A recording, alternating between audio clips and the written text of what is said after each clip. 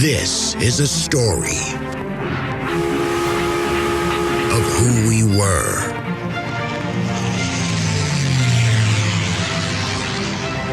how we got here. Houston, the Eagle has landed. Roger, tranquility. And where we are going.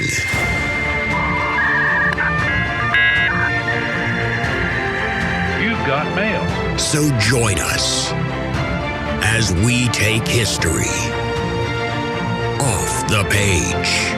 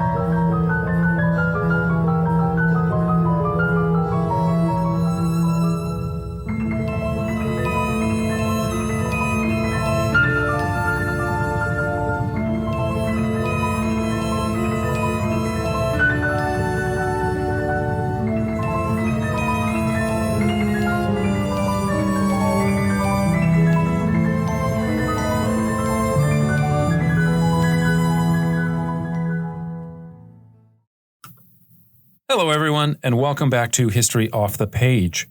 The music for today's intro was performed by Barry Wadsworth and the London Symphony Orchestra.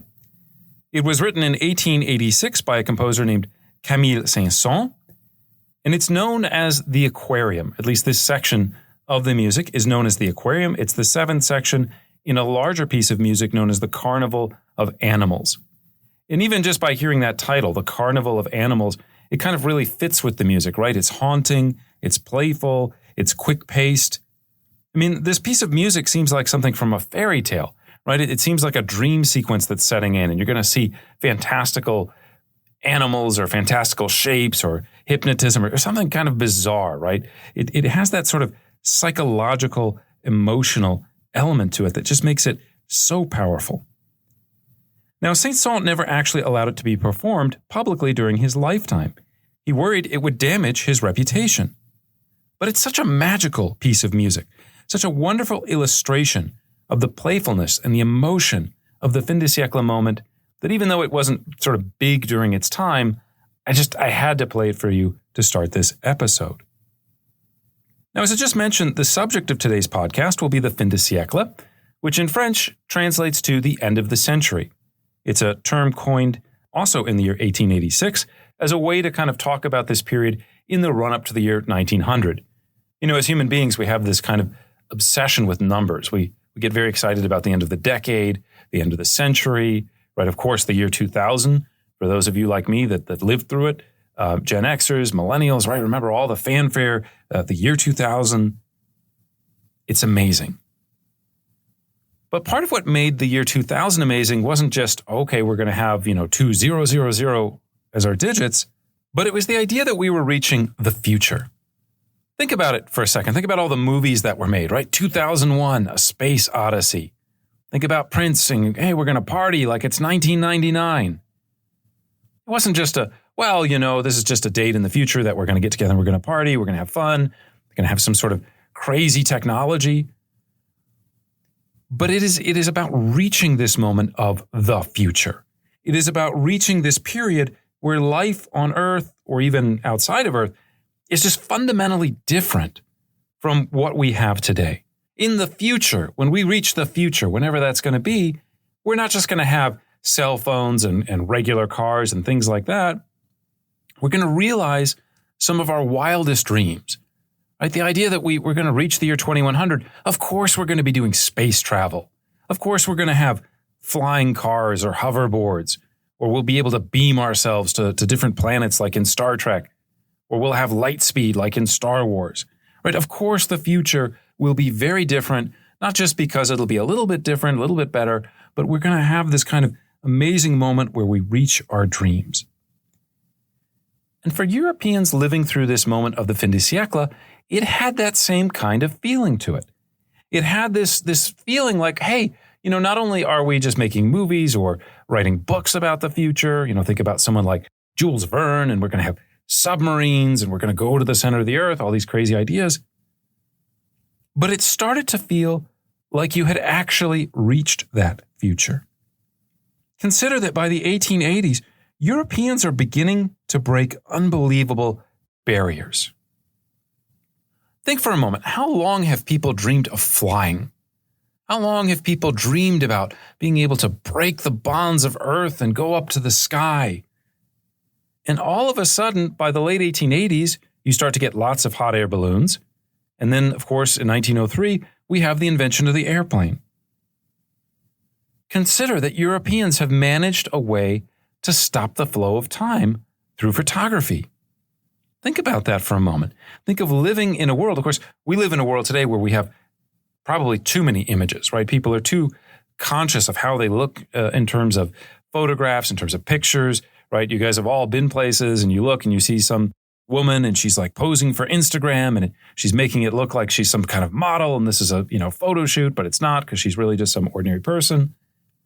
We live in a world where we're so conscious of our own physical images.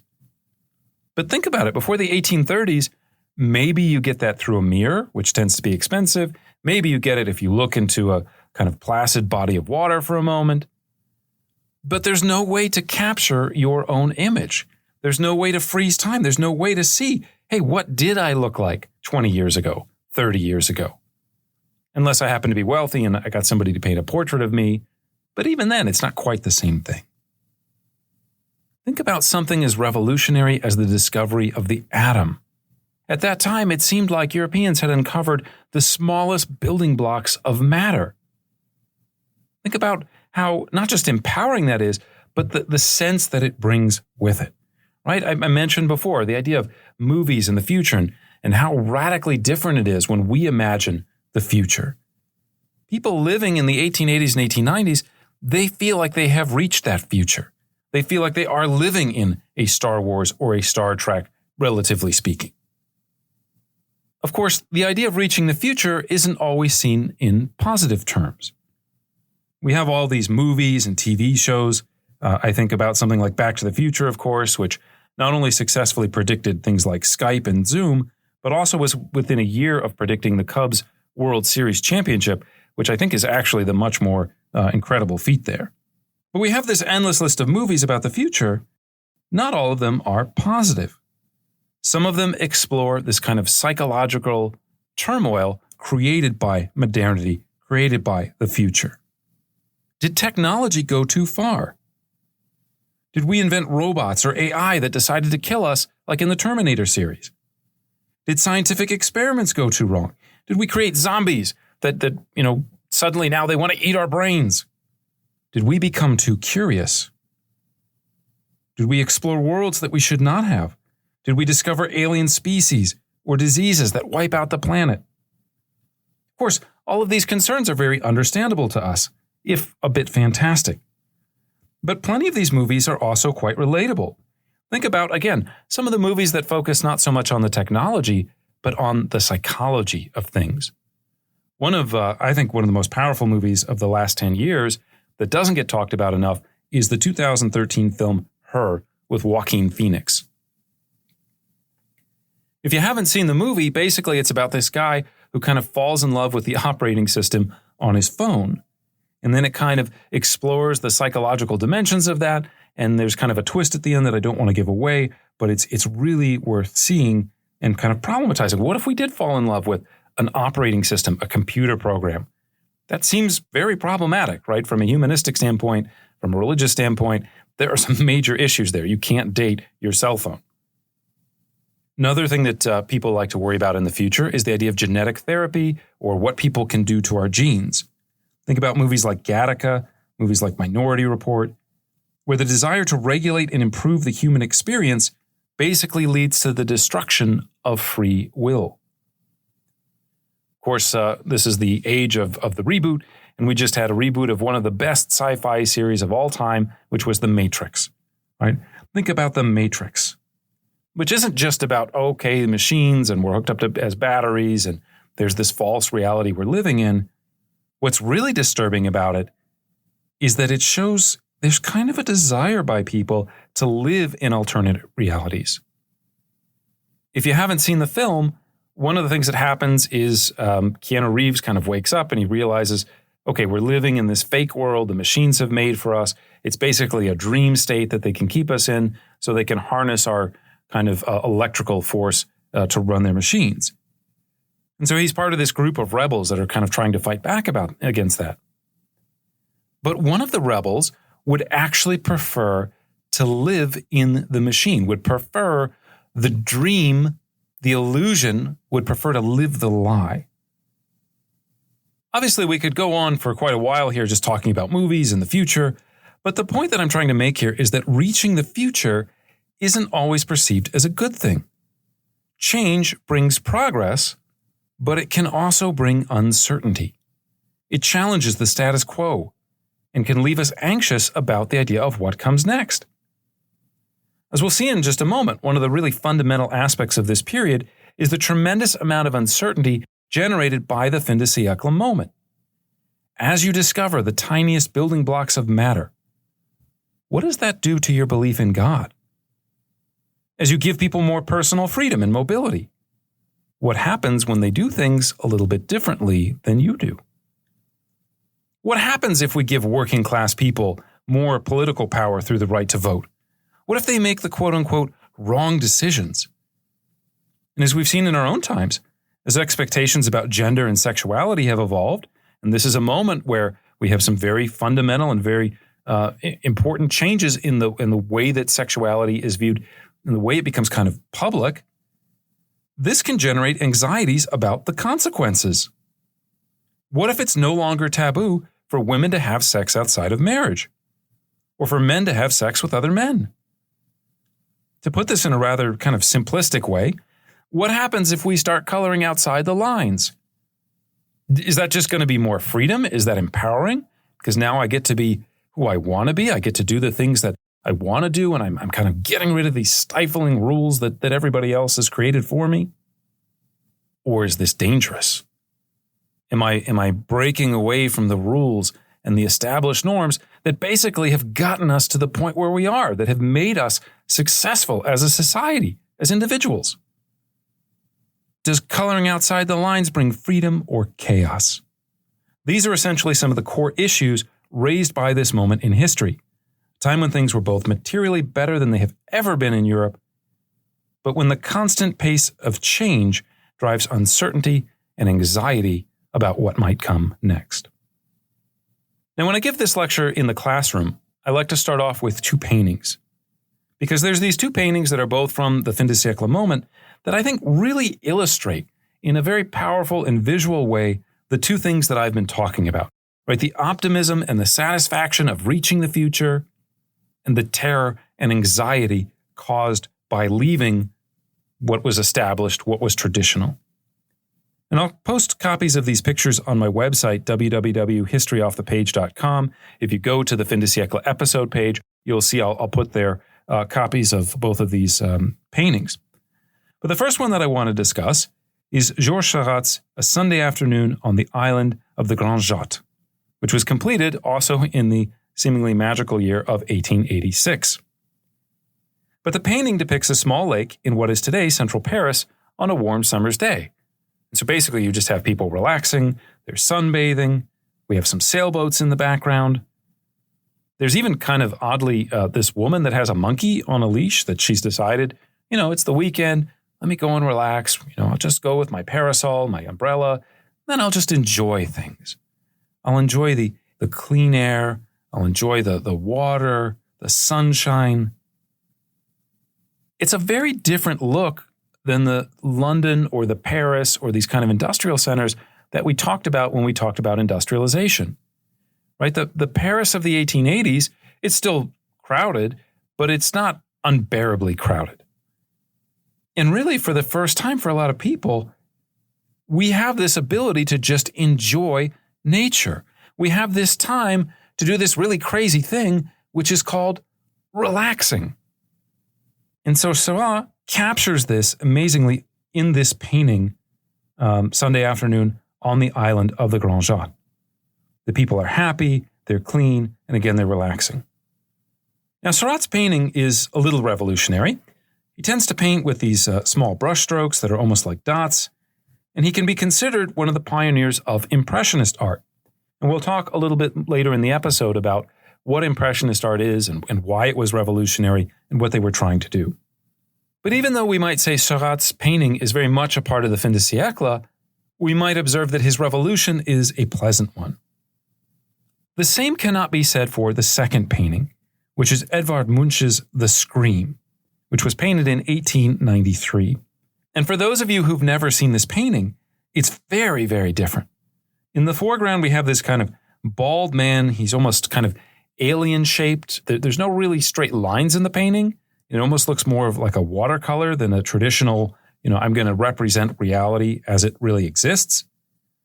So you've got this man in the front of the painting, and he's standing on a pier or a boardwalk.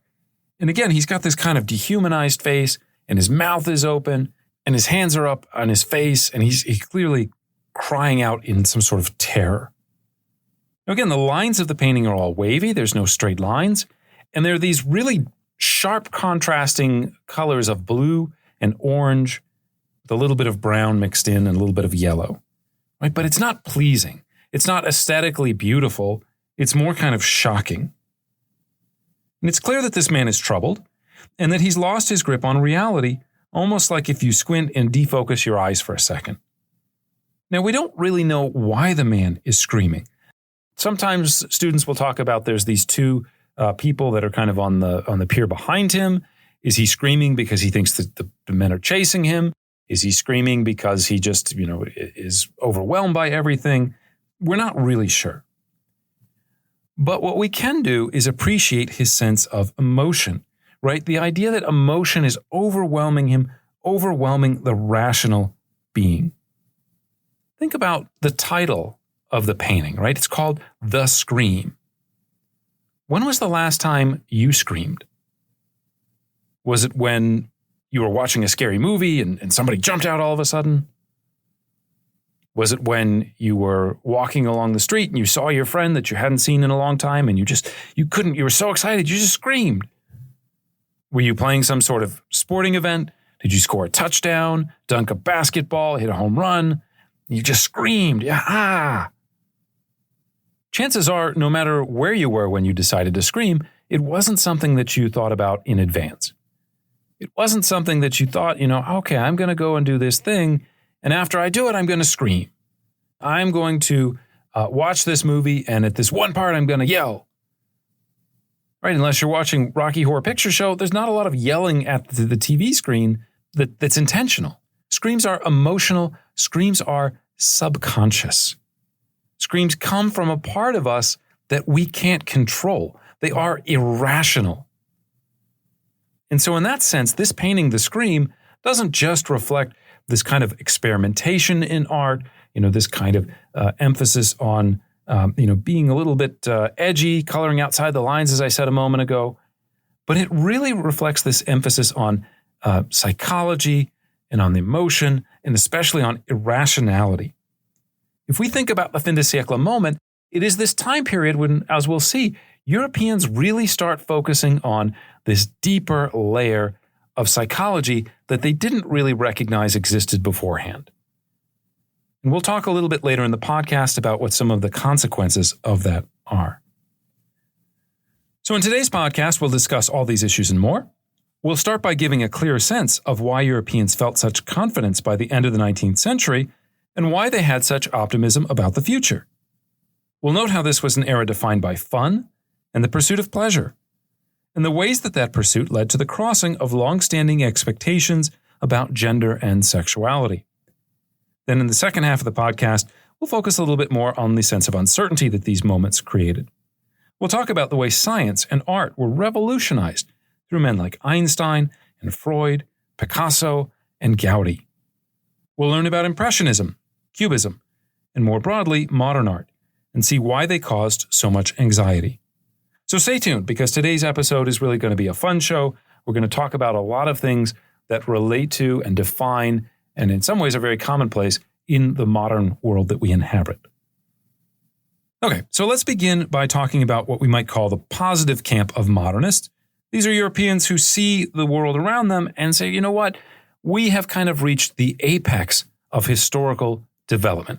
We have reached the future in that positive sense. We have conquered things and built things and established things that no one could have ever dreamed about, or it was only in their sort of wildest dreams in the century or two beforehand.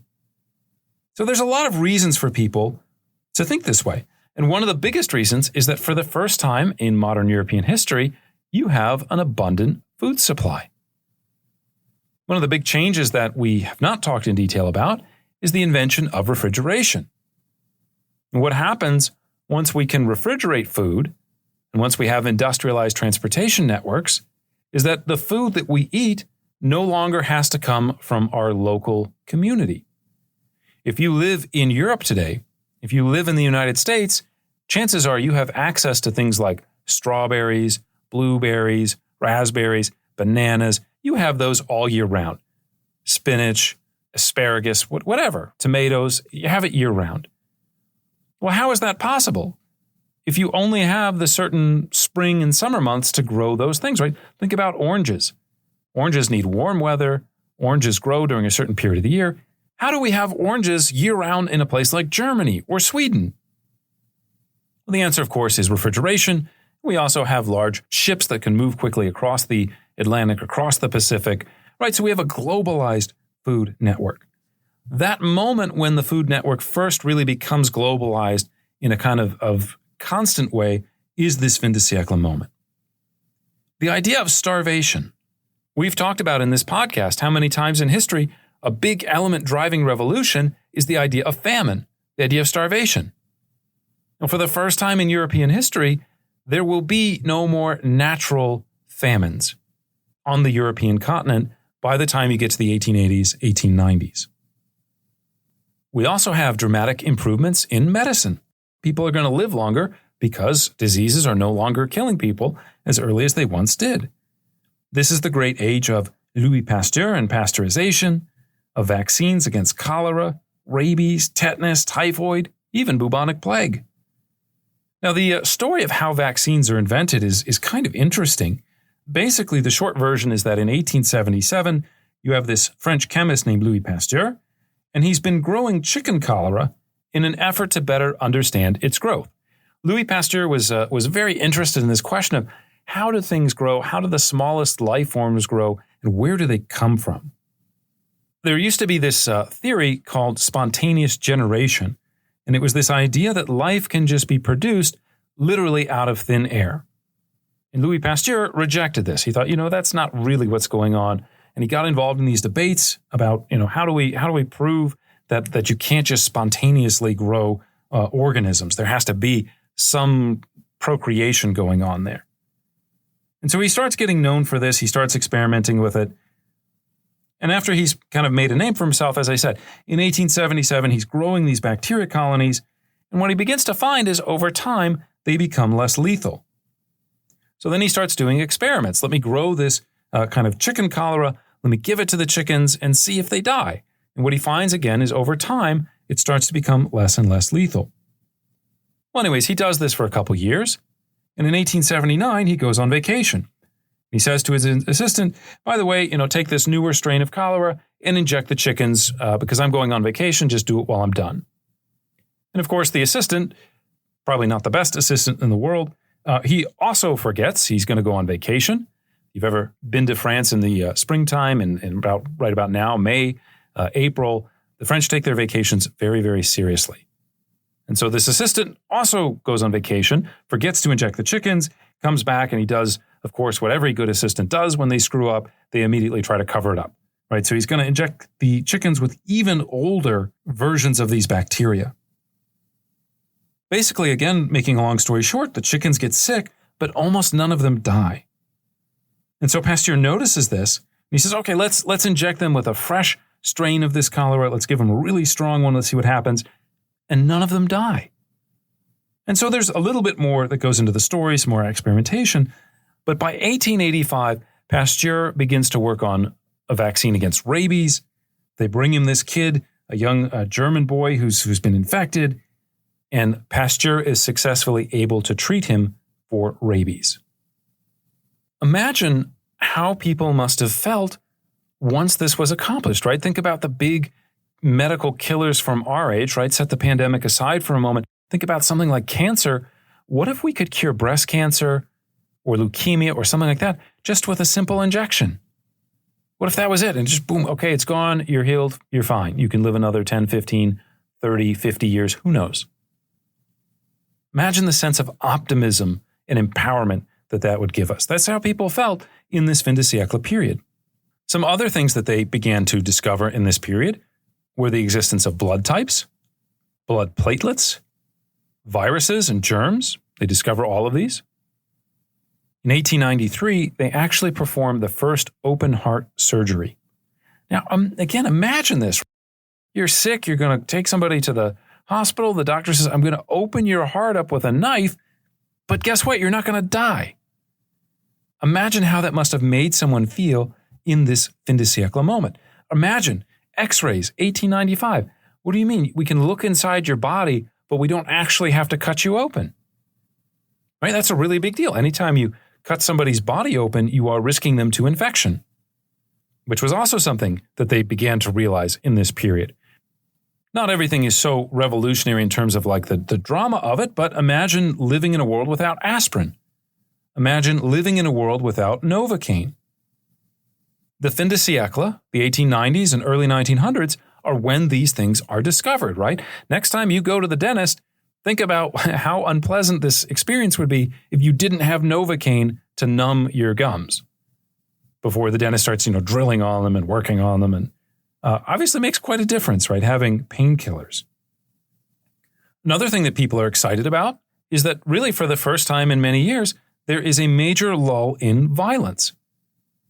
Between 1871 and 1914, outside of the Balkans, you really don't have any major continental wars. Right? There is the Franco-Prussian War in 1870, but by 1871, it's basically wrapped up.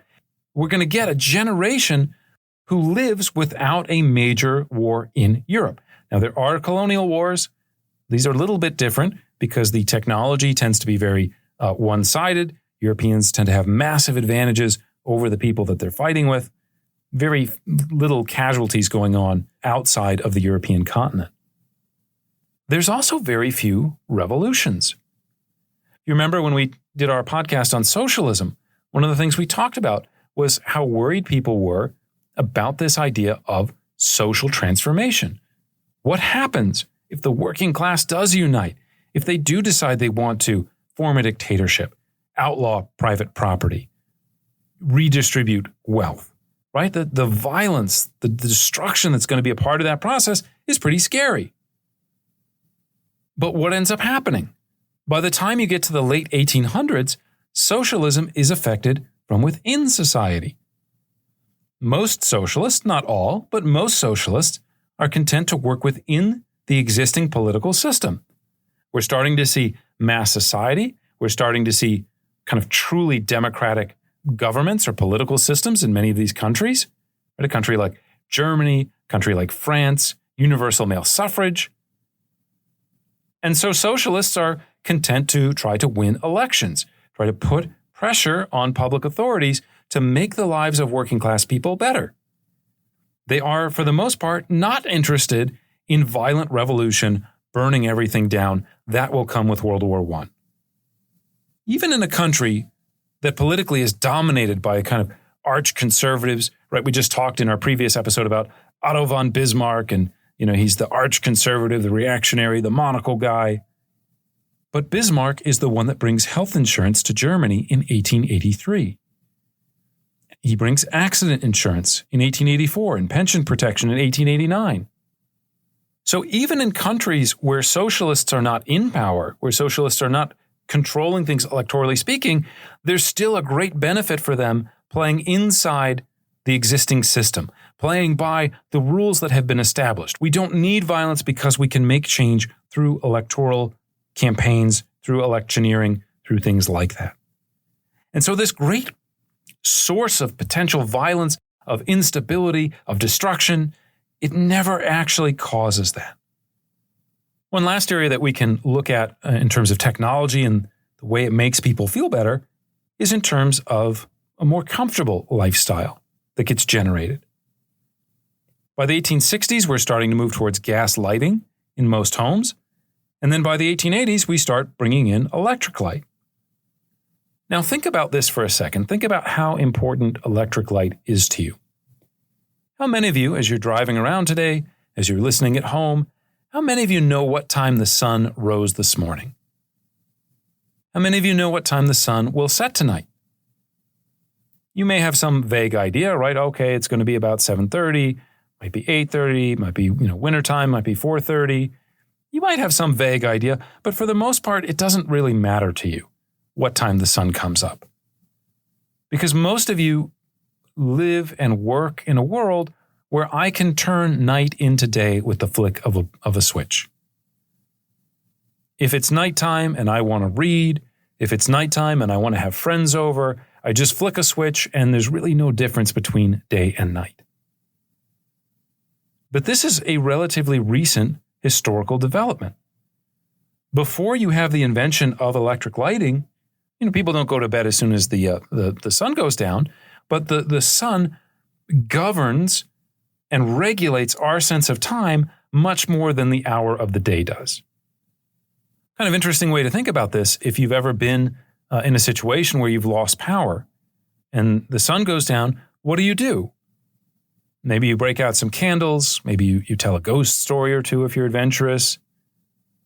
But most people just go to sleep once the sun goes down if they have no electricity, right? You can't be on your laptop. You can't be on your iPhone.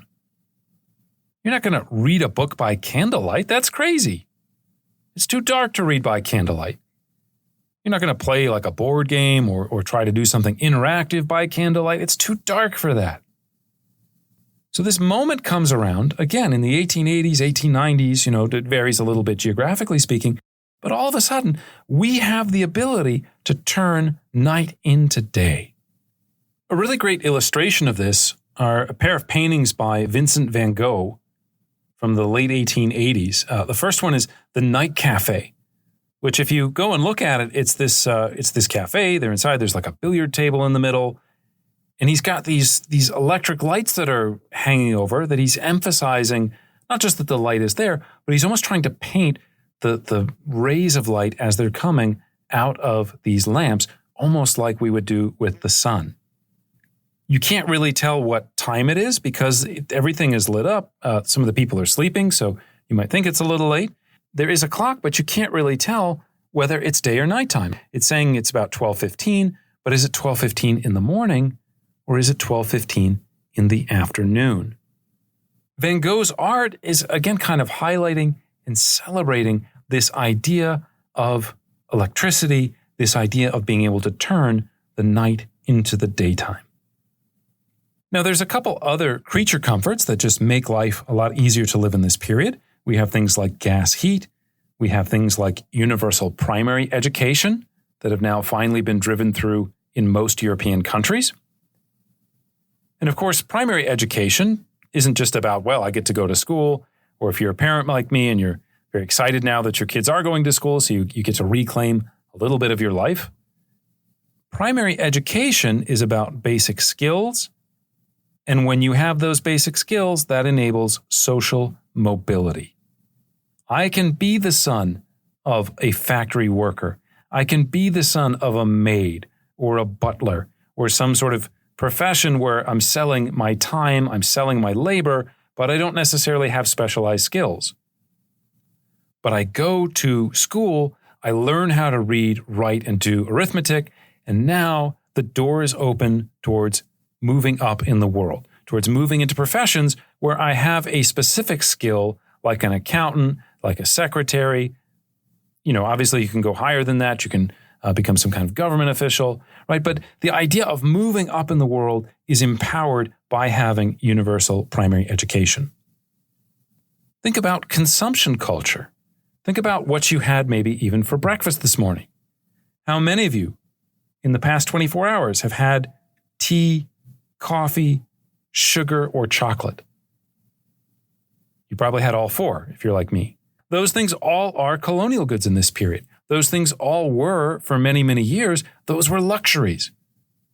But what begins to happen by the time you get to the late 1880s, early 1900s, is because, again, of these revolutions and industrializations, if you will, of global transportation networks, suddenly those products are now widely available to ordinary people.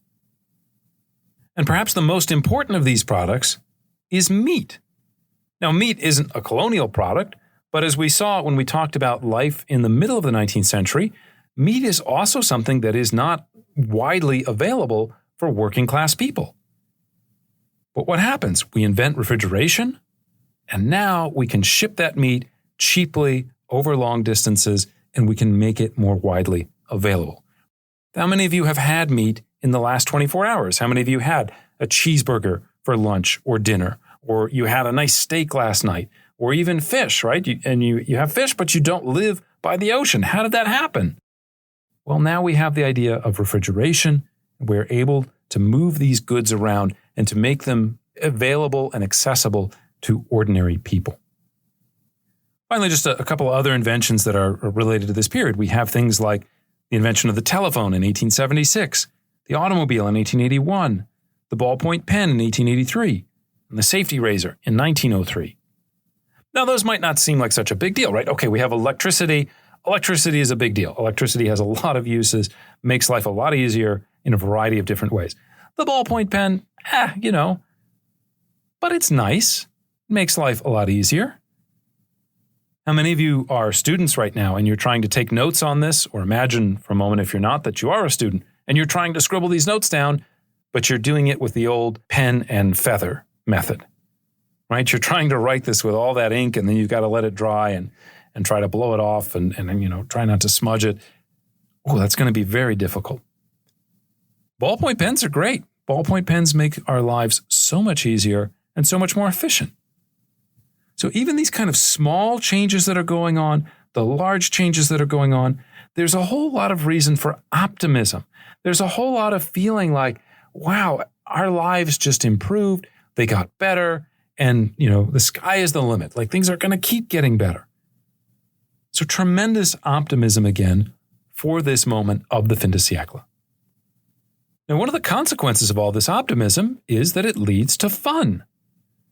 For really the first time in quite some time, large numbers of people have the ability to, as we said before, to relax. They have the ability to enjoy themselves. And so if we're going to talk about words to associate with modernity, words to associate with the Fin-de-Siecle, we can talk about the psychology of it, we can talk about the optimism of it, but really one of the core words that we should emphasize is fun. This is an age of spectacle and an age of sociability. And no city has more fun than the city of Paris. By 1900, it had the highest per capita ratio of drinking establishments in Europe, with 11 bars serving every 1,000 people. They're also listening to lots of music. They consume an estimated 12 to 15,000 songs per year.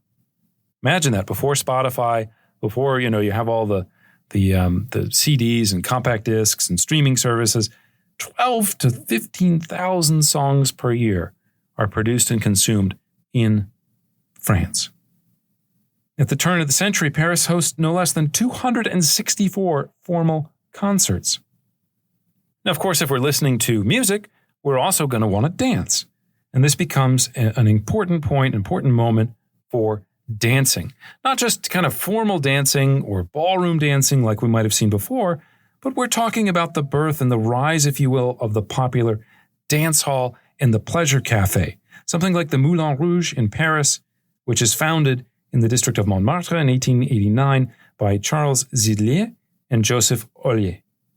With its classic kind of red windmill symbol, it becomes one of the most iconic symbols of Fin-de-Siecle Paris. And why? Because here you have a space where people can come from all over the city to enjoy, to relax, to socialize. In the backyard, they basically have this giant beer garden, and they build this 30-foot tall, like kind of almost like a papier-mâché elephant, but it's 30 feet tall. And people sit in the beer garden, and there's a little stage back there, and then they see this giant elephant. And you think to yourself, well, why would you have a giant elephant in the back of your drinking establishment? And the people that go to the Moulin Rouge say, why not? This is fun. This is playful. Why not have a giant elephant? Why not have, kind of theater and drinks and dancing? Let's make things fun. Let's loosen things up a bit. If you went inside the Moulin Rouge, you might see a cabaret. And the cabaret is kind of this musical performance. There's dancing, there's singing. It's usually very satirical. Right? They like to poke fun. If you've ever seen the movie Cabaret or the play Cabaret, the musical, it's actually set in the 1930s in Berlin right before the Nazis take over. But if you go and watch it, right, the way that the MC is kind of playful with the audience, the way he's pushing boundaries, the way that he's kind of portrayed almost in this kind of his sexuality is a little bit hard to determine, right? This is part of this Fin-de-Siecle moment. It comes from this Fin-de-Siecle moment, right? This idea of you have these rigid lines in society, but we're going to cross them. We're going to experiment with them. We're going to poke fun at them. Because don't we need that in life? Isn't that part of life? Shouldn't we be kind of experimenting? Shouldn't we be pushing the boundaries for a little bit of fun? If you went to the Moulin Rouge in the 1880s and 1890s, you might meet someone like Toulouse-Lautrec, who's a very famous painter from the period.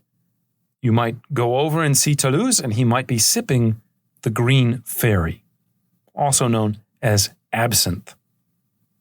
Absinthe, for those of you who have never tried it, is a very strong alcoholic drink that you drink. There's a very fascinating kind of process that you go through when you drink it. So you don't just drink it like a shot like you would other types of alcohol. Basically, you often have a sugar cube, and you dunk the sugar cube in the alcohol, and you put it on a slotted spoon over the glass, and you caramelize it. So you light the sugar cube on fire, and it melts down. And then once it's caramelized, you blow it out and you dump it in, stir it around. And so that's why it's called the green fairy, because it comes in these kind of interesting colors. Of course, one of the other things about absinthe in this period is that it made people hallucinate. Now, if you go to your local grocery store, if you go to a liquor shop, you might be able to find absinthe. It will not make you hallucinate anymore. But there used to be this impurity in a compound called wormwood that was located in the absinthe. And so people would drink it, and they would sit there and they would hallucinate. And it would fit very well in a place like the Moulin Rouge, right? A club, a bar. You're going to hang out. You're going to have fun. You're going to push against societal norms and things that you normally wouldn't do. Now, another thing you might see at the Moulin Rouge is a version of the can-can. And the can-can, if you've never seen it, is this kind of dance. It's usually mostly women, and they have these long skirts on, and the skirts have like kind of colorful rings or bands around them. And so as part of the dance, the women will actually lift up their skirts, and they will start kicking. And then so basically you can see their upper thighs. And so the can-can was a very sort of racy, a very avant-garde, a very sexualized form of dance, but one that is breaking out in these clubs and being performed for the benefit of the audience. Now, again, think about this moment, right? You're living through this sort of equivalent of the Victorian period. So if you're in Britain, it's the Victorian period. If you're in other parts of Europe, it's different, but it's the same style for the most part, right? In Germany, it's the Wilhelmine period.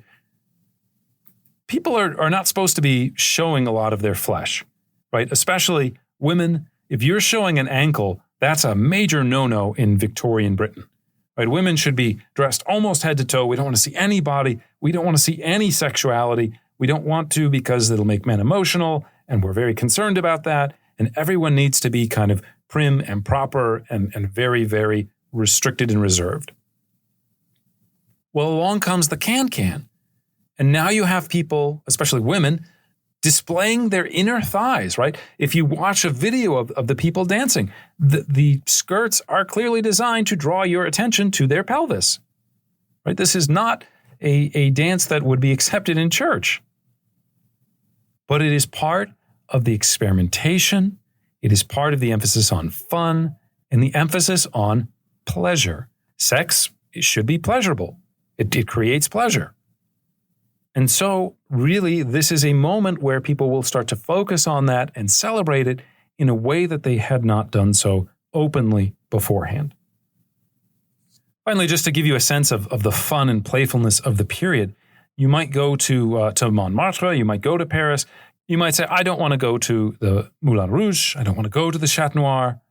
But as you're walking around every year after 1885, you might see this group called the Incoherents, and they put on this massive costume ball, which is basically like Halloween, but where the goal is to look as outlandish as possible.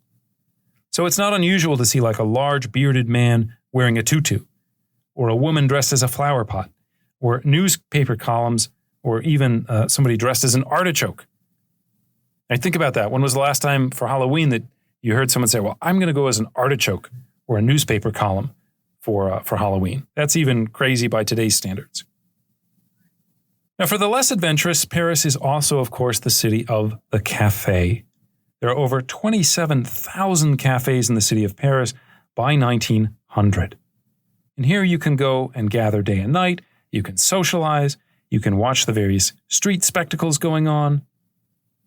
Or, of course, the most famous thing to do in a Parisian cafe is you just sit there and you watch life go by. You watch the people on the street. You don't really have cars at this point, but you would have horse and buggies. And you just sit there and relax and take it all in. Which is kind of crazy to think about it, right? You're in a big city. There's all this motion. There's all this energy. But you have found a little oasis where you can sit and enjoy the moment. Other places you can do things like this is to go to a soccer match. Soccer comes to France in 1872, and leagues are formed soon afterwards. 1903 also sees the launching of an event that is near and dear to many of our hearts, which is the Tour de France. Tour de France, of course, the most famous, most well-known cycling contest in the world. And it's kind of an interesting story as to how the Tour de France came around. Basically, it's a little bit of a gimmick. Around the year 1900, in France, you have these two sporting magazines. One is called Le Vélo, which has a circulation of about 80,000 copies a day. And then you have its main rival, Lotto, which, to be succinct about it, does not have that type of circulation. So the owner of Lotto was saying, how am I going to compete with this massive paper? How am I going to get in the game? And so they come up with this kind of gimmick. Let's do some sort of race, and we'll post updates about the race as the people go around France. And amazingly enough, that takes off. It's funny because when they first do it, they don't even put it on the front page. It's not imagined as being anything as important as what it's actually become today. But it quickly becomes very popular. And as we say, the rest was sort of history. Now, if you didn't like watching sports, there's lots of other entertainment as well that becomes popular at the Fin-de-Siecle. Paris also has 4 wax museums, 16 cycling tracks, and several ice skating rinks. And all of these things are really unknown before 1880, at least in the sense of being mass popular entertainment. Then you also have, of course, the cinema. Now, we're not going to go into the full history of the cinema right now, but the short version is that in 1895, Auguste and Louis Lumière invent the cinematograph, one of the earliest devices to capture moving imagery on film. Now, technically, there's a guy who does it in 1892, but he goes bankrupt. And so, kind of when you tell the history of film, we usually start with the Lumière brothers. Now, this was a very primitive type of shot. They just actually, the first movie is just workers coming in and out of a factory in Lyon. But later, they kind of stretch it out. They make them into about 50 seconds. And even though these films themselves are not that impressive to us, it whets the public's appetite. And so after World War I, especially, you will have the golden age of cinema, the birth of movies, and they become such an intrinsic part of European culture. Now, I mentioned a moment ago that Paris had 4 wax museums. Of course, the name that most people instantly associate with a wax museum is Madame Tussaud.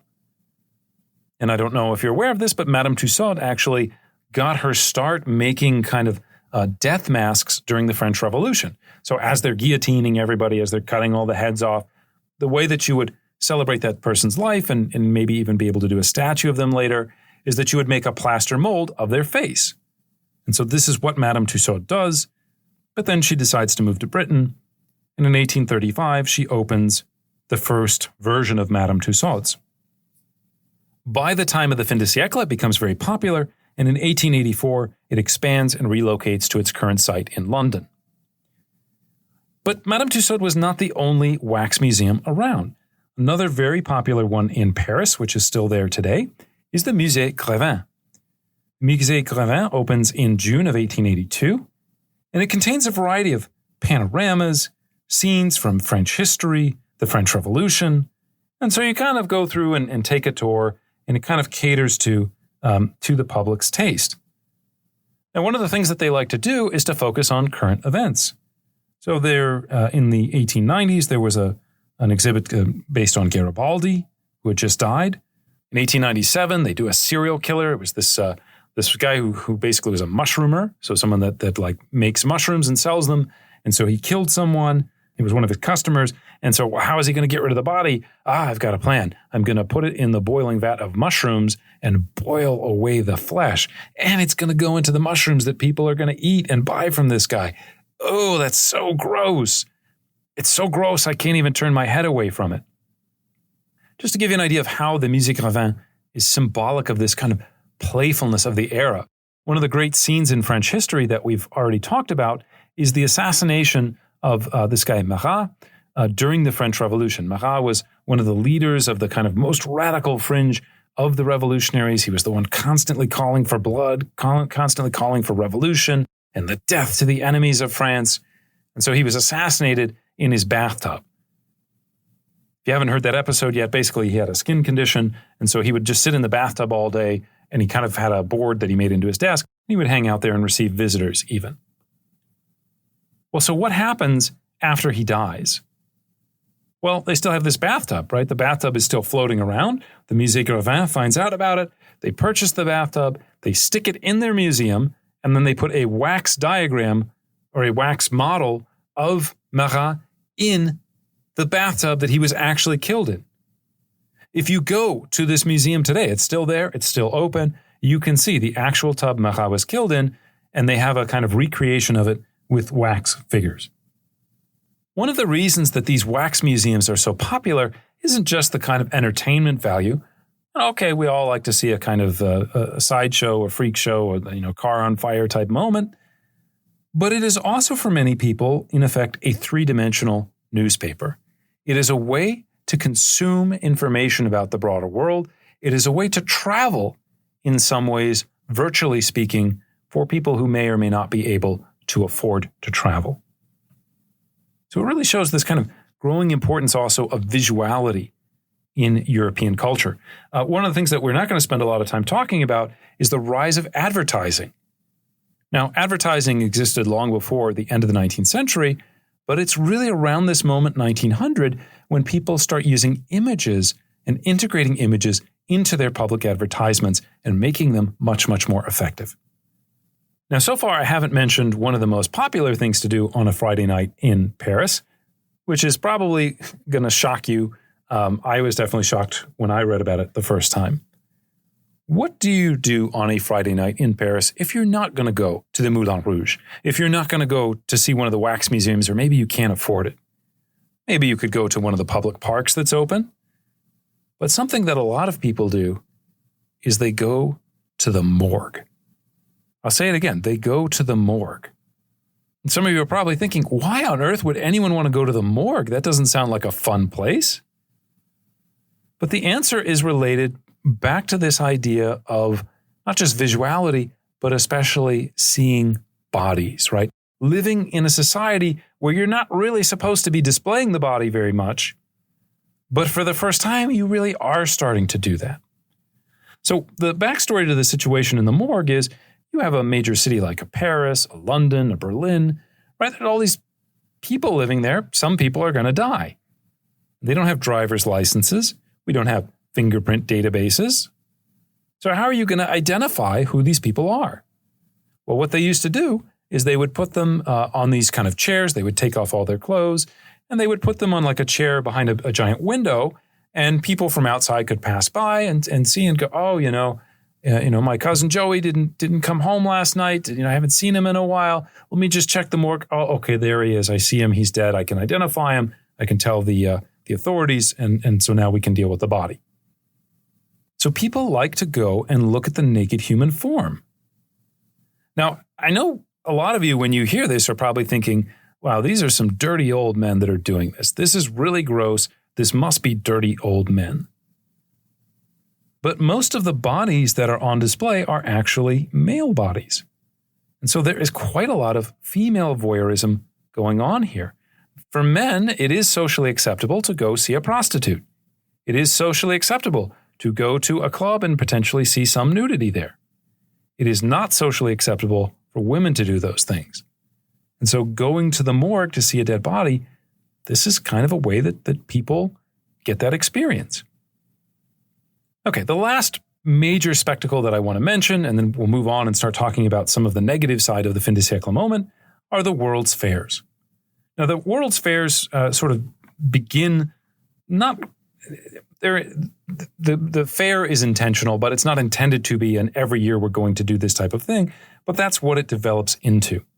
The first of these fairs is the famous Crystal Palace exhibition in the UK in 1851. It basically highlights industrialization. It's a model for the rest of Europe to look at what's going on in the UK and go, wow, those guys are just amazing with technology and what they've been able to do. We'll go into more detail about that in a future podcast. But by the time you get to the Fin-de-Siecle, these have become regular events, and governments are pouring basically tons and tons of money and using them as a showcase, using them as an opportunity to kind of advertise the glory or the wealth of their national communities. And so in 1889, they decided to do the World's Fair in Paris. This is the 100th anniversary of the fall of the Bastille, of the beginning of the French Revolution. And so the French, for the Exposition 1889, they really want to put on a massive display. In the end, the 1889 exhibition covers almost 3 million square feet with over 60,000 exhibits. They build a mock building of the Bastille. You can go inside this Bastille. You can enjoy a banquet in the Hall of Festivities. There's a whole lot of things that are lit up by the electric light, really, for the first time. So you have these amazing displays of electricity going on. We have the development of these things called American horses. American horses are kind of like a precursor to the roller coaster. So we're using rails, we're using speed, we're making you feel, if you've ever been on a roller coaster, the appeal and the sort of terrifying thing about it is the same thing, right? You start moving in directions that you're not used to going. You start moving at speeds that you start to feel a little uncomfortable going. What do you mean we're going 40 miles an hour? 50 miles an hour? Wait, I'm going upside down. Wait, I'm pulling G-forces. This is crazy. This goes back to this idea of modernity and this moment in the Fin-de-Siecle that we're talking about today.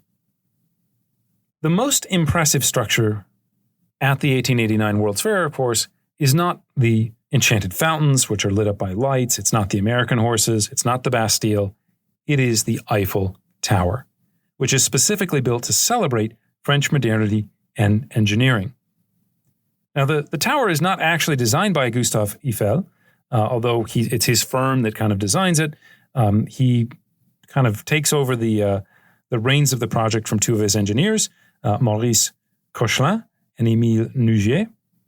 But in 1887, he wins the contract to build it, and they start kind of building, again, this massive steel structure.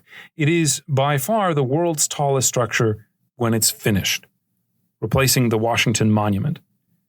It would actually stay that way for about, 20 or 30 years until they built the Chrysler Building in New York. So it was an extremely important architectural feat. What's kind of funny about it in retrospect was that it was actually only supposed to be temporary. They only planned to build it for 20 years, and then they were going to tear it down and use that space for something else. And as they start building it, a lot of Parisians actually hated the Eiffel Tower, right? Because they're still working up to that first level where basically the first square is. There are many, many Parisians that are just like, let's just stop. Let's just tear this down. This thing is ugly. But of course, in the end, they build it. They put electric lights on it. Eventually, they build elevators into it. Yeah, it's actually pretty cool. It's pretty amazing. Okay, we'll make it the symbol of the city of Paris. Right, of course, today, the Eiffel Tower is synonymous with Paris. It's really synonymous with France as a whole, but especially of the city of Paris. And it's not something just to be looked at, right? We tend to lose this because we're used to just seeing it in other images. But if you've ever been to the top of the actual Eiffel Tower, you can see about 70 miles from its summit all around the rest of the city. Now think about that. For someone living in 1889, to be able to see 70 miles around, there's no mountain that you're going to be able to climb to do that. There's no airplanes yet that are going to fly that high. You might have a hot air balloon, but that's pretty rare as an experience. And so millions and millions of people, 3.5 million to be specific, pay the 6 francs to go all the way up to the top of the Eiffel Tower. I don't know if all 3.5 million of them made it. Surely some of them kind of ran out of gas along the way, but at least all of them paid to go to the top of the Eiffel Tower. And it becomes, again, this iconic image of the city of Paris. But think about it. It's also modernity. It's built out of modern material, steel, right? Emphasizing the strength of steel, the openness of steel. It's also pushing boundaries, right? Think about, usually your buildings would be about 6 stories tall, maybe 7 stories tall. What do you mean you're going to build by far the tallest building in the world? You're going to push up into the heavens almost. This is the spirit of the Fin-de-Siecle modernity. Okay, so far we've been talking a lot about the positive side of modernity. We've been talking a lot about the optimism, the fun. There's a lot of reasons why, if we had this kind of historical time machine, if we could ever get the DeLorean from Back to the Future or the phone booth from Bill and Ted's Excellent Adventure, I'd like to go back to this period. This is a period that I think would really be fun to poke around in and to explore. However, not everyone perceives it in these terms. As we've kind of talked about, the development of this experimental, fun-loving culture is complemented by a new wave of scientific and theoretical discoveries that, unlike the ones made during the scientific revolution, these new discoveries undermine rather than increase the idea of a mechanical, natural world whose behavior is relatively constant and predictable. All we have to do is kind of figure out its laws. Nature, as we're going to start to find out, is complicated. It does not always correspond to these preconceived notions of unity that we have either come up with or that we are trying to kind of make nature conform to. It's chaotic, and people themselves are chaotic. So the first figure that we usually talk about as a symbol of this Fin-de-Siecle moment, and especially this idea of uncertainty, is the German scientist Albert Einstein. Einstein was born into a middle-class family in the town of Ulm in Germany in 1879. And as you might expect, he's a brilliant guy. He actually teaches himself algebra, geometry, and he comes up with his own proof for the Pythagorean theorem at the age of 12. But as a middle schooler, he's actually a terrible student, right? He's one of those kids that is so far advanced that, here's Einstein and he's proving the Pythagorean theorem. And then the teacher says, okay, Albert, what is 12 plus 12? And Albert's like, oh my God, this is the most boring thing in history. So he actually fails his school exams at the age of 16, although he obviously aced the math part. Eventually he graduated and sought out a teaching job. He was unable to get that, so he settles for working in the Swiss postal system. So you can imagine, you're Albert Einstein, you're this brilliant mathematician, and you're hanging out at the postal system, right? This sounds like something from Good Will Hunting. But in 1905, he completes his PhD, and he begins to think of this idea of something called the theory of relativity. Basically, the theory of relativity is the idea that time and space are not true constants, but they're both relative to the point from which they observed. And so the best way to kind of explain this theory that he has is to picture a train, and the train is running along the track, and all of a sudden lightning hits the train at the same distance on both sides. And so we have a person who's looking at this train, and the train is moving along, and bam, the lightning hits, and the light hits at the same time. It's the same distance to where the person is that's watching it, and so the light travels constant speed. It reaches that person. They say, okay, I saw it. Both flashes of light reached me at the same time. It must be simultaneous. But what if you're on the train? The train is not static. The train is moving. The train is collapsing the distance between itself and the lightning that hit in front of it, and widening the distance between itself and the lightning that hit behind it. And so the person on the train is going to say, no, I saw the first lightning strike hit, and then later on there was one behind us. So which one of these is true? Did the lightning hit at the same time, or did the lightning hit in succession? From a physics standpoint, it kind of depends on where you are and whether or not you're in motion. And so that was the key point that Einstein was trying to make. You have this idea of certainty, but that certainty is contingent on certain other factors, right? Where are you? Are you moving? How does that affect the physics of what we're trying to measure? Put this another way, time and space are never absolute values. They are relative and contingent to other factors. What Einstein is doing here is basically saying Newtonian physics, it can be right. In certain situations, it is correct, but it can also be wrong. It isn't certain that the Newtonian physics are going to work, right? I can pick up my pen and drop it, and it should fall at the constant speed of gravity, but there are circumstances perhaps where it may not, right? One day, depending on all the other factors going on in the universe, depending on me and am I moving and things like that, could be slightly different. And this is a powerful, powerful thing to say. Because if such an obvious thing as distance could simultaneously hold multiple meanings, then does it not follow that social laws might not be as absolute as they once seemed? Could long-held European ideas such as progress and morality, might they also be problematic, relative, and ultimately uncertain? This was the approach that a number of intellectuals and artists began to develop as part of this Fin-de-Siecle moment.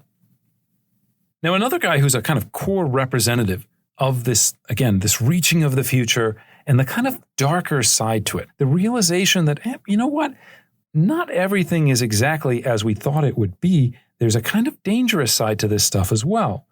And that person is the Austrian psychologist Sigmund Freud. Now, when we think about Freud, a lot of people instantly start thinking about sex and, everything goes back to your mom and, what happened when you were a child. But Freud plays a foundational role in the development of modern psychiatry. Born in 1856, he's an excellent student and he winds up going to medical school in Austria, which is actually what gets him interested in psychology in the first place. He does a lot of work looking at brains.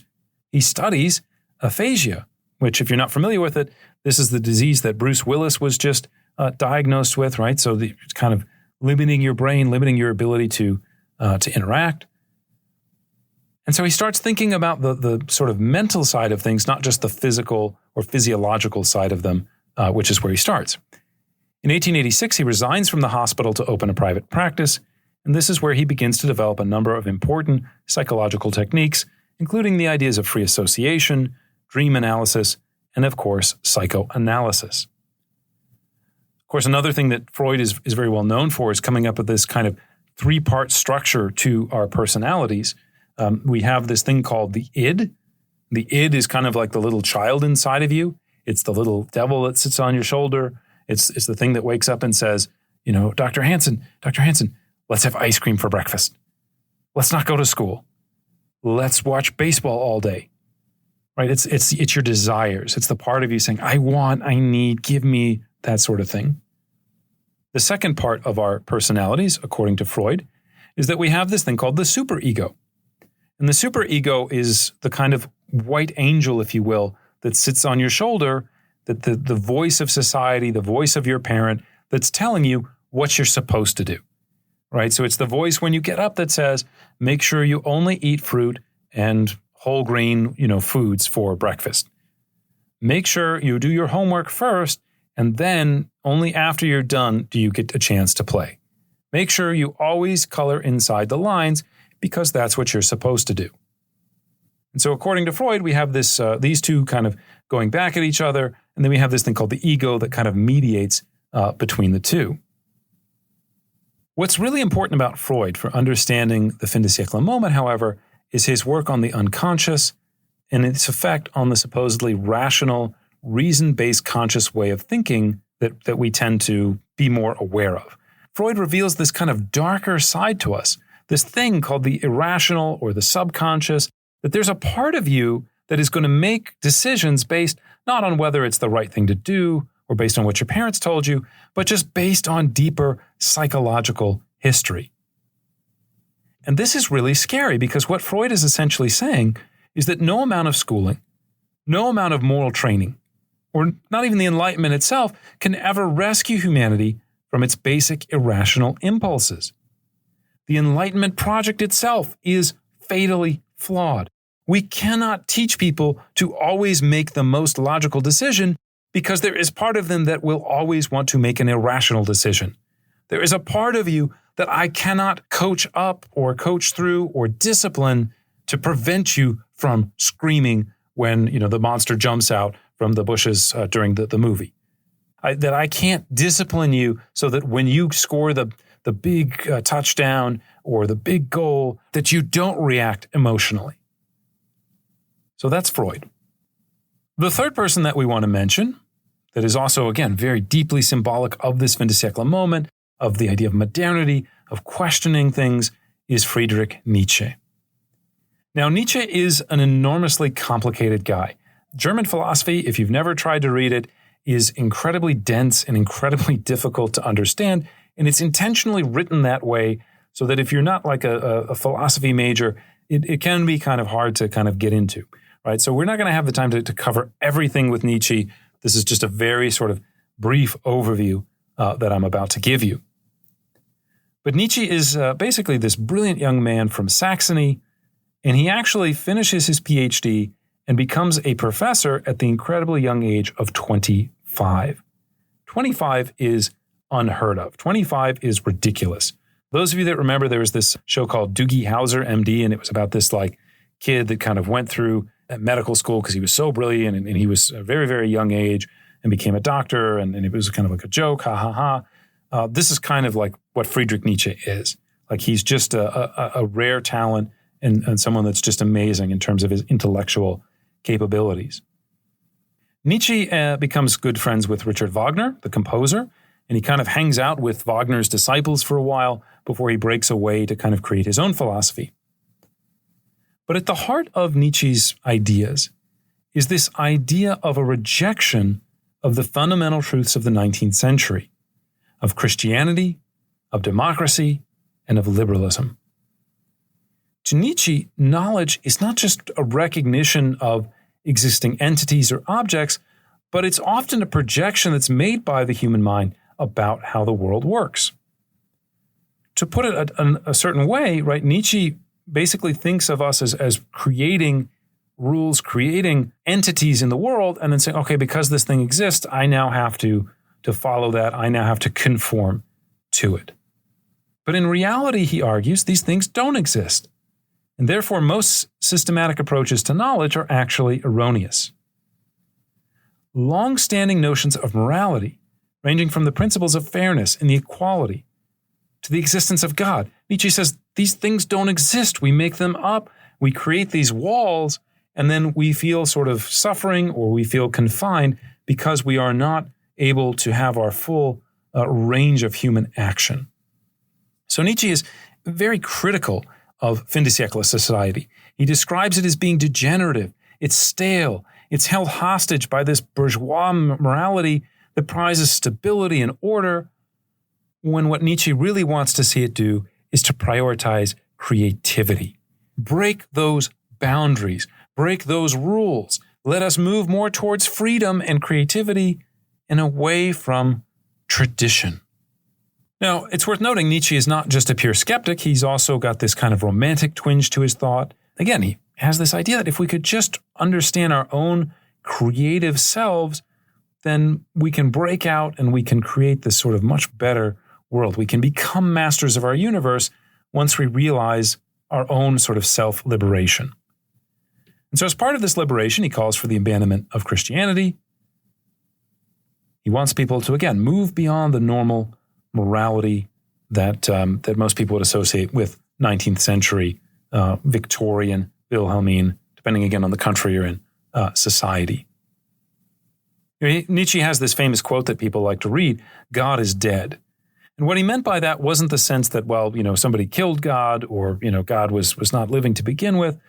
But what he really means by it is that by making religion so dogmatic, so formal, so rigid and doctrinaire, we have sucked the life out of religion and out of God, right? Religion no longer plays this role in animating us.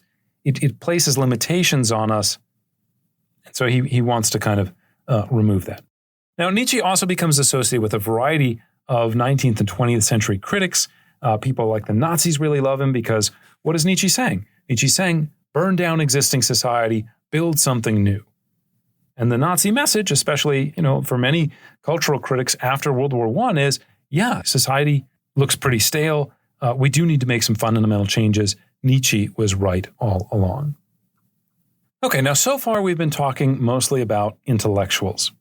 We've been talking about science, Freud, Nietzsche, Einstein, right? It's kind of stuffy subjects that historians can often get lost in. But let's turn our clocks back to culture and get a better sense of the age. Because as I was saying, the Fin-de-Siecle is this amazing moment of production, of experimentation, and it really witnesses some tremendous revolutions in the area of art. And so the starting place for those discussions really lies with the development of Impressionism around the 1860s and 1870s. Now, Impressionism is best explained through painting, where the attempt to represent reality began to be replaced by something a little bit different. Have you ever looked at old paintings and you think, wow, those guys are so incredible. They paint an apple, they paint a skeleton, right? They make it look so lifelike.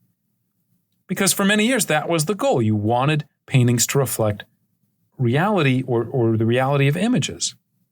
Starting in the 1860s and 70s, however, they start to think, you know what? Instead of trying to represent things as they really are, how can we represent motion? And so the way that they start trying to represent the idea of movement within a painting, of motion, is through these tiny visible brushstrokes. Right? They want to bring the artist side out more kind of openly rather than hiding it through the subtlety of the paintings. So these early painters in the 1870s and 1860s, members of what we will call Impressionism, they love to focus on things like light and the passage of time as ways of trying to get at human experience and eventually even human psychology. They're trying to capture moments, or better still, perceptions of change within a moment. Now, the development of Impressionism is actually kind of an interesting story. A lot of times when we talk about revolution in art or things like that, it starts as almost an accident, or it starts as someone doing things a little bit differently, and then they kind of get embraced. And, it's not a conscious, I'm going to do something different type of revolution. But Impressionism is that type of story. It starts with a guy named Edouard Manet, who was made this painting called Luncheon on the Grass. And Luncheon on the Grass shows these guys, and they're sitting there, and they're dressed, and they're having a picnic, and they're with two women that do not have clothes on. And so the official Academy of Painting in France, the Académie des Beaux-Arts in Paris, rejects this painting. They put on an annual kind of exhibition of the best paintings, and Manet's stuff had been exhibited there before, but they go, whoa, this has nudity in it. If you were depicting Venus, then that would be okay. If this was some sort of allegorical story, if it was the rape of the Sabine women from the Roman period, that would be okay, right? But you can't just put a naked woman in your painting. It would be a bit like, National Geographic. If you go back and look at some of the covers from the 1980s, when they're showing people in like Africa or Asia, sometimes they will show a woman, they will show her breasts. And that wasn't a big deal. But they never would have put, some European woman with her breasts showing, because they would have said, oh, well, that's pornographic. We can't do that. That's problematic. So Manet is, again, coming up to those boundaries, crossing those boundaries. It's kind of blurry. So what happens? Well, there's this kind of outcry about it. Napoleon III comes to look at it. Napoleon III at this point is the Emperor of France. Napoleon III was not known as someone who was very prudish. And so he says, there's naked women in these paintings. Let's let the people of France decide what they think about this. And so in 1863, they actually staged something called the Salon des Refusés, or like the display of refused works or paintings. Now, there's a lot of people that go to these types of things because, let's face it, people like to see a train wreck. People like to see a car on fire, right? They go to see the parade of foolishness, if you will. But others are deeply impressed and indeed inspired by this new approach. And so in 1867, in 1872, you have a group of artists that actually request a second Salon de Refusés. And when they don't get that put on officially, in 1874, they just say, you know what, we're going to stage our own. We're moving on without the Academy's blessing. Now, the most outstanding and most heavily criticized work at this exhibition was a painting by the very famous painter Claude Monet called Impression Sunrise. And this was a waterfront landscape that highlighted the reflection of the sun on the water and the clouds.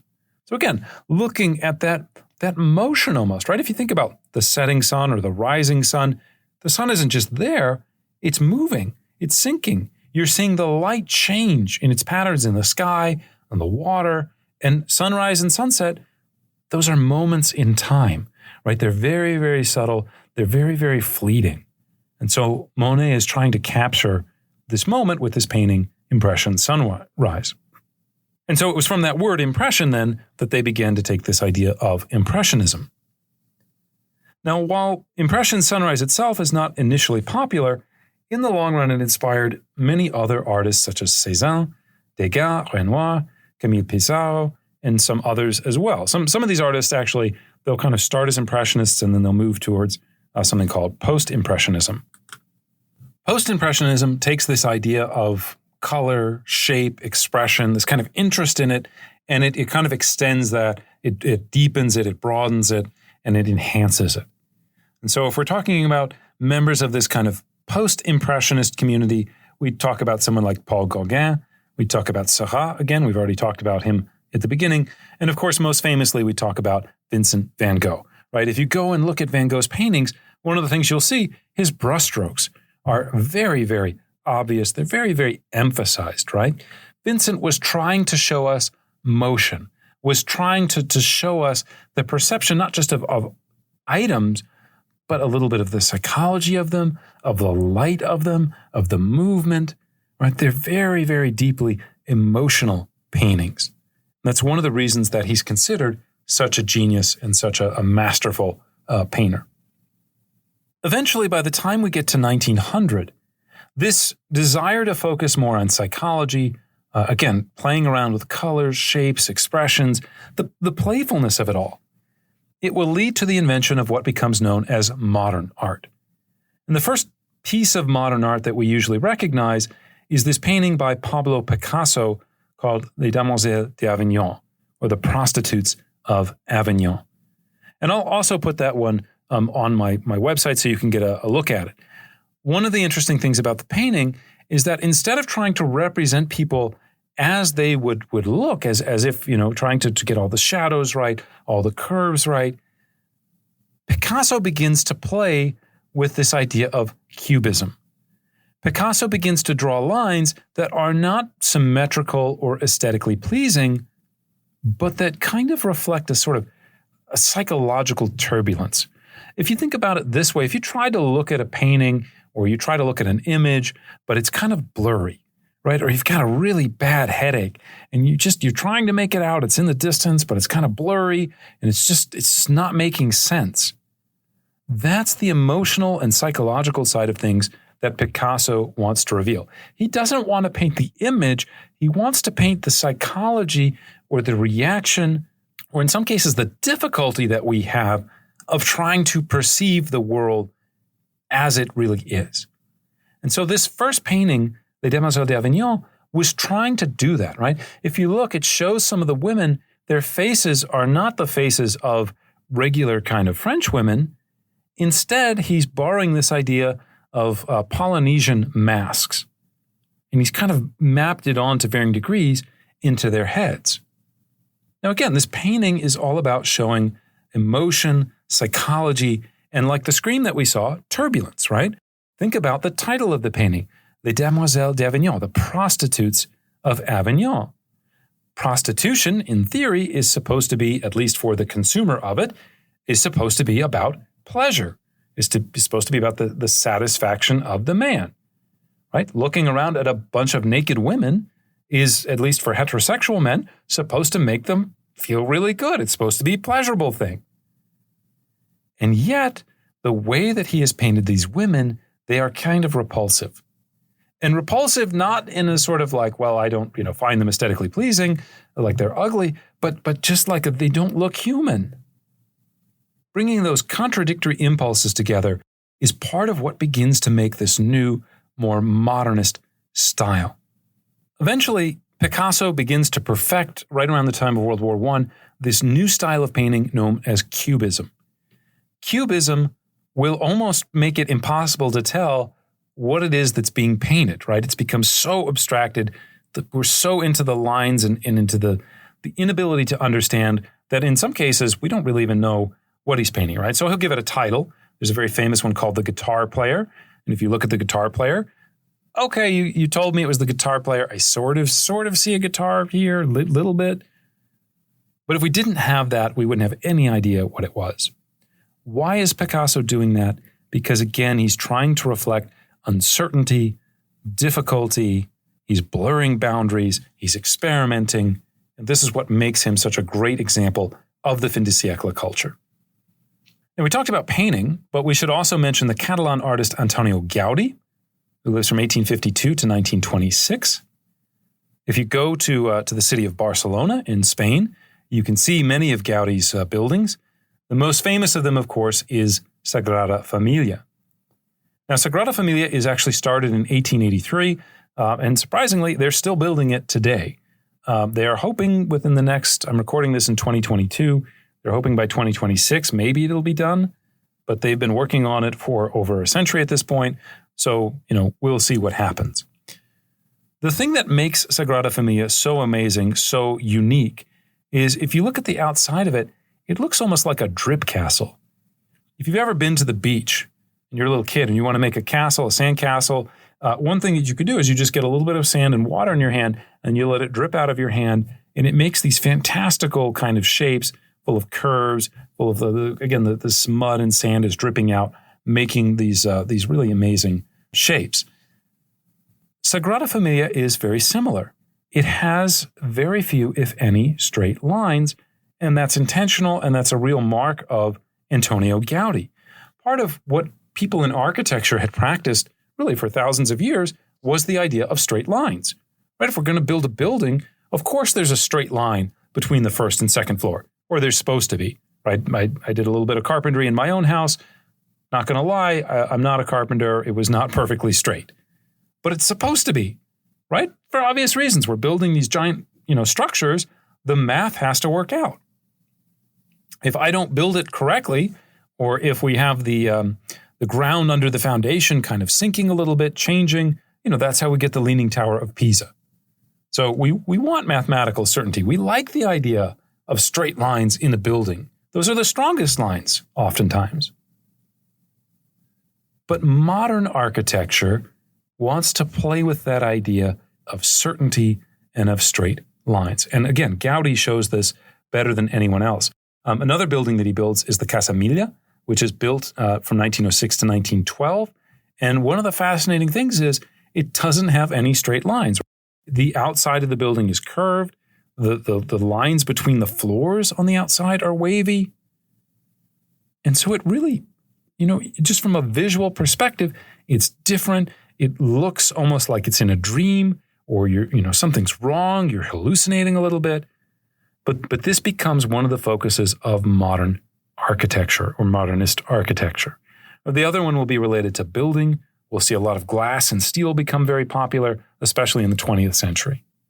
But if we go back to, again, this Fin-de-Siecle moment, Gaudi, Picasso, all of them playing with these ideas of this is the way things are supposed to be. I am going to experiment with that. I am going to push those boundaries.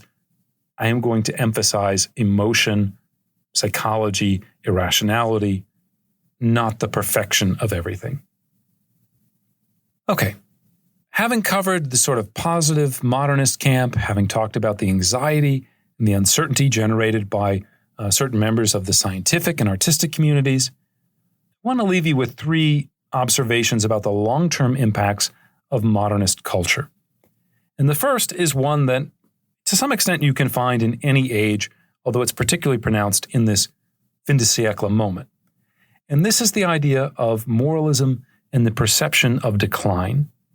Right? When we start having people experimenting with boundaries, when we start to have in major European cities like Paris and London and Vienna, homosexuality, male homosexuality, coming out of the shadows and actually being displayed in certain parts in public, these experimentations, these changing notions of boundaries will oftentimes generate some perceptions of decline and this idea that like we're losing morality.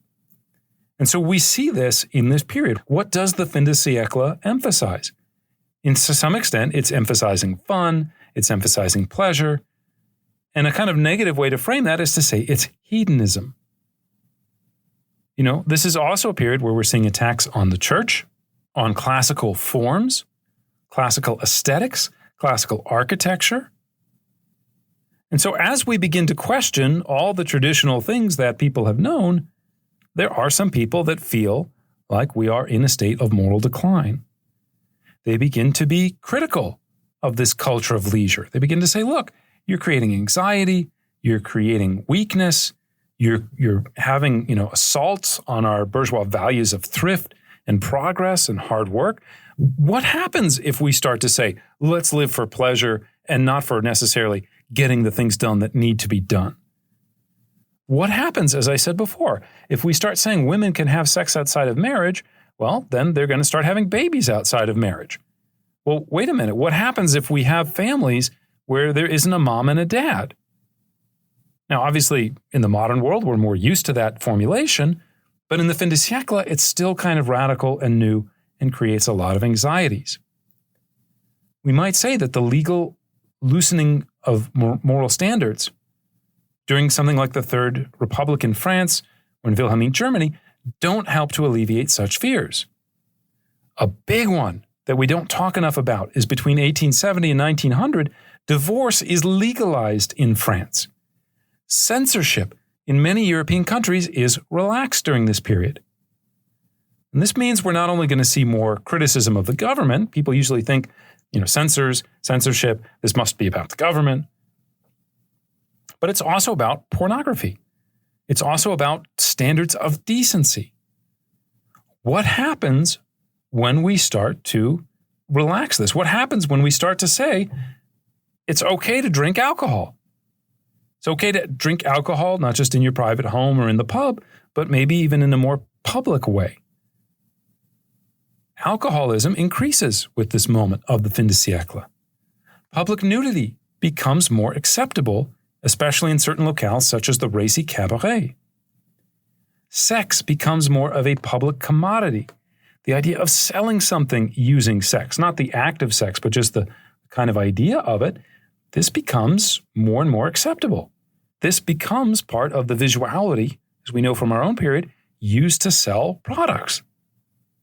So if you are someone with a strong Victorian sense of morality, you are now going to be very worried about this. Think about the explosion of satire. This is a golden age for satire in Europe.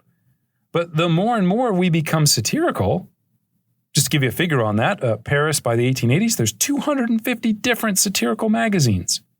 250 of them. Satire is great. Satire is fun. We love poking fun at things. But as we saw with the French Revolution, there can also be a consequence of that, right? There gets to be a point where telling the joke isn't just about the humor of it, but it also can undermine authorities such as the king or the government or the church or traditional morality. So it's easy to see how someone could start to look around and say, I feel like our society is declining, it's degrading, it's degenerating, and what we're going to need is something to renew or restore it. Now, another related kind of feeling that a lot of people have is this feeling of disorientation, right? It's this feeling that change is happening, and that's okay. Change is normalized by this point, but it's happening too quickly. It's happening too fast.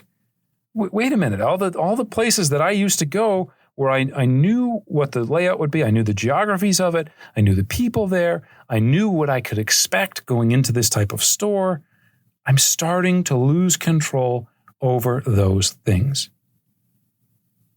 And so that loss of control will also create a sense of anxiety.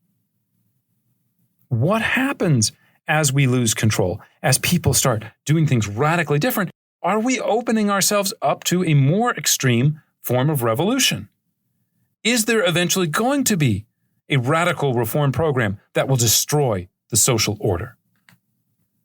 Are we going to get to a point where somebody starts talking about destroying private property, destroying the fundamental sources of order in a democratic and capitalist society? But there's a lot of issues that are weighing on Europeans' mind during this period. We talked about how Europeans are becoming increasingly separated from nature. They really become kind of spectators. And while there's some positives to that, right? I'm glad that nobody's really starving anymore in Europe or in the United States, unless it's a war going on. But to live in a concrete jungle is also, to some extent, unhealthy. We need some contact with nature. We need some contact with the world around us.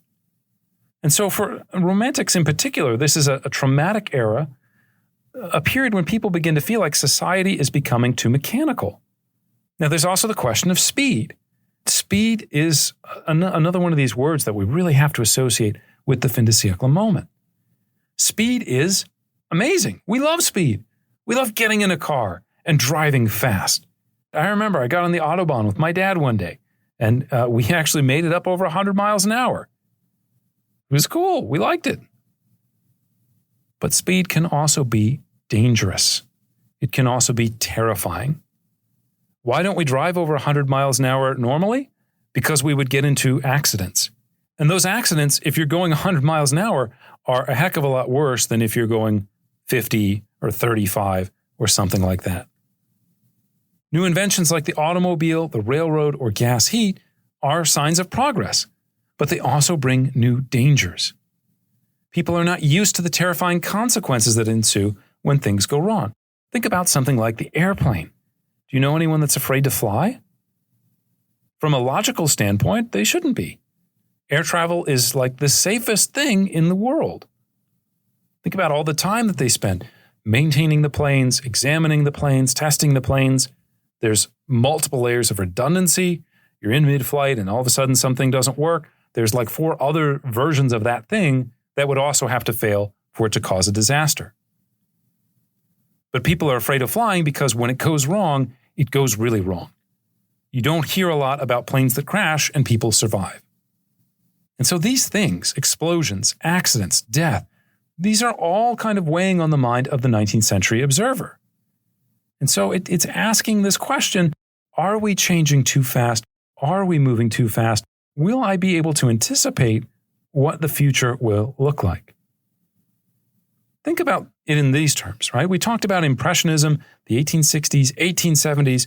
Wow, when it first hits on the scene, Impressionism is an evocative new form of art that really has people worked up. Really go, wow, you'll never believe what these people are doing. It's crazy. It's so experimental. Oh my goodness. 30 years later, Impressionism is what your father does. Impressionism is boring. Impressionism is traditional. If you want to be on the cutting edge of art in 1900, you're getting involved in modernist art. You're going to get involved in Cubism in just a couple years. So we have these rapid changes that seem to be going even faster than we can keep up with them. We're talking about a growing fear of the unknown, which seems so much more present as technology and innovation change the world around Europeans increasingly more rapidly. Finally, the last thing going on is a feeling of a loss of individuality. One of the big changes that's going on that we haven't really talked about much is democracy and capitalism and how they are growing and becoming stronger. And of course, both of these movements emphasize the individual. The individual is someone endowed with these kind of inalienable natural rights. The individual is a key economic force in society. The individual should be able to rise or sink depending on their own merits. But by the end of the 19th century, it's become apparent that there are a number of social and political forces that are beyond your control. We're talking about life in a mass society. What happens to the individual when the masses want to do something differently, or they embrace different ideas, or the public pressures that they create are just opposed to what you would do? In a democracy, if everyone else is thinking in a different way, you kind of, there's not much you can do about it.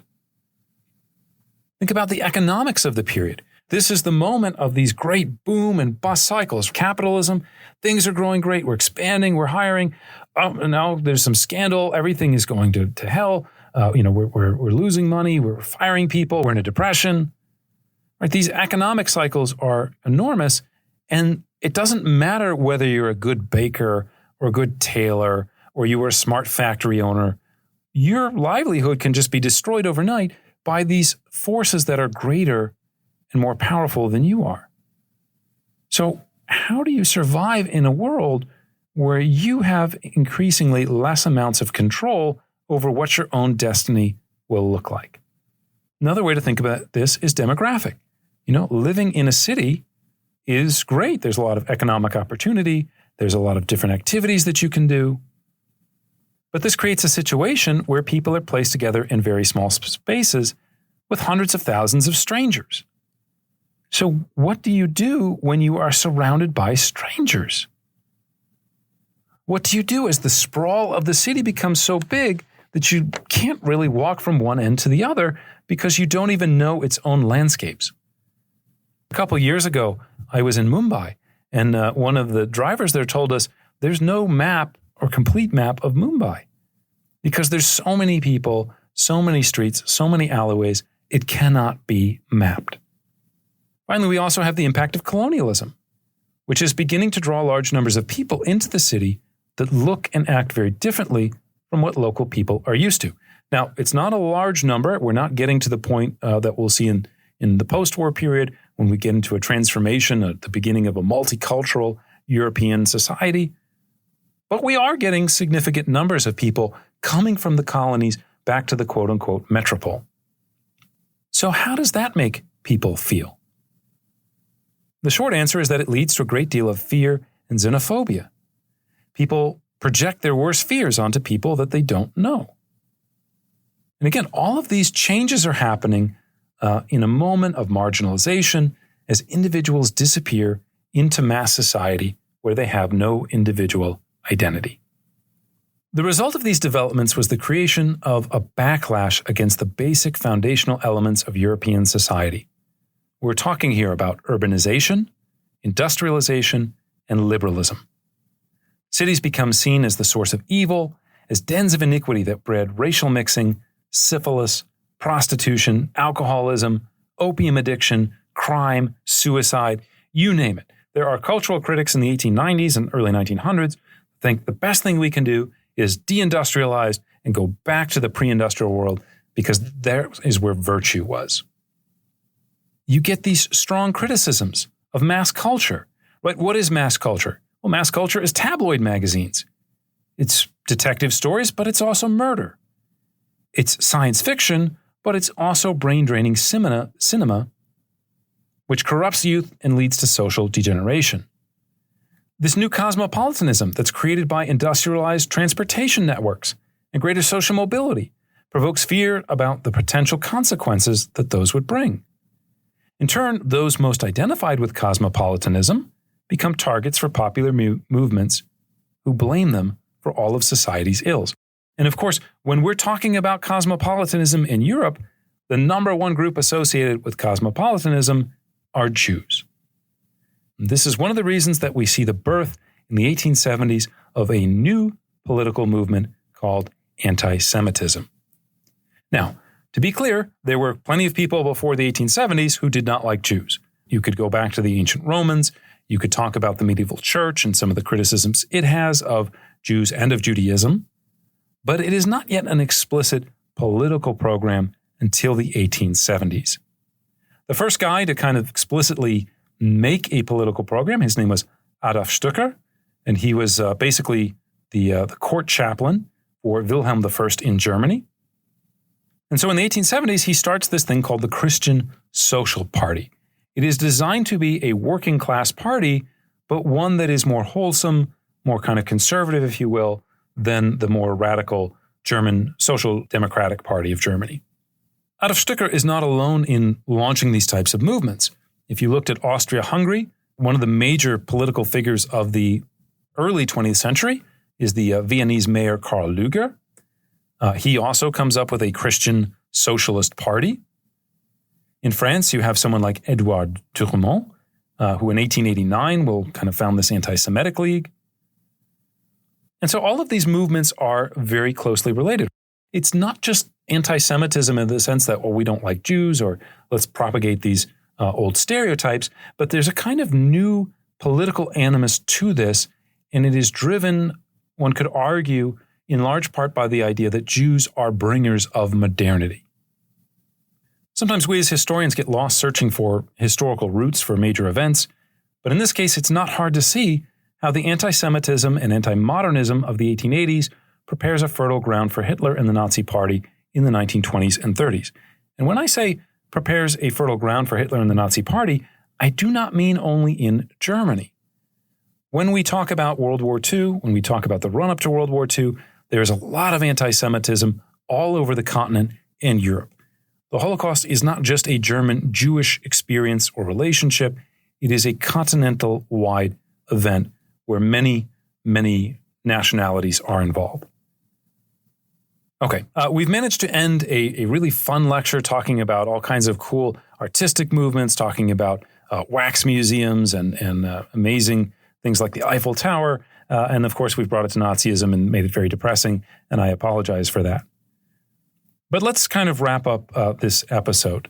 Basically, where this leaves us is on the brink of World War I. For many people, this is an exciting time. It's a time of achievement and speed and mobility. And really, we talked about freedom and kind of how freedom can create anxiety, but freedom also creates pleasure. And so the run-up to World War I for many people living in Europe is a period of enhanced freedom, experienced freedom. So we shouldn't forget those people. But for others, it's like living in the screen painting that we talked about. There's an enormous sense of pessimism and a desire to do something about it before it becomes, quote, too late. In this atmosphere of uncertainty and unawareness, of imperial rivalries and dreams of national glory and expansion, the Archduke of Austria, Franz Ferdinand, was assassinated while visiting the Bosnian city of Sarajevo on June 28, 1914. As most of you know, this would be the spark that explodes the powder keg of Europe. But it's really worth noting the role played by the Fin-de-Siecle and by modernism and modernity in preparing that ground. Not so much in terms of the alliances and diplomacy that historians love to focus on and kind of get lost in sometimes, but the enthusiasm for war and the expectation that it's going to be a good thing and go quickly, a lot of that links back to this feeling with the Fin-de-Siecle of concern, of pessimism, and the idea that we can use World War I as, to kind of paraphrase a German pastor from that period, that it's going to be a sermon from God to man. That it's going to be a moment when people start to realize what really matters. It's going to be a moment for rallying the nation around the flag and in many cases around the king. So people really get excited about World War I, and part of the reason for that, again, I would argue, is because of modernity. But we'll get into that more in our next episode on the Great War. That's all for this episode. Thanks again for listening. If you've enjoyed History Off the Page and would like to support us, there's two really, really helpful things that you can do. First, and probably most important actually, feel free to tell other people about us. One of the challenges of putting together podcasts like this post-pandemic is that everyone seems to have started a new podcast. So spreading awareness about this is really critical. Those of you that hang out with social media, are aware with social media, you know it's all about the algorithms, and once you start getting picked up, then that kind of amplifies the number of people that are listening or interacting or so forth. So I really do appreciate those of you that have recommended History Off the Page to friends, family, students, etc. Really means a lot to me, and I'm very grateful for that support. Second, we do have some costs associated with the production of the podcast. We have a website to maintain. The recording software costs money. There's little bits of costs here and there. So if you'd like to help us out, we'd really appreciate it. You can make a donation on our website, www.historyoffthepage.com, or become a monthly patron via Patreon. As a way of saying thank you, those of you who do join Patreon will get access to some bonus episodes that go into more detail about some of the subjects that we talk about on the main podcast. So that's all for now, folks. Please join us next time as we take history off the page.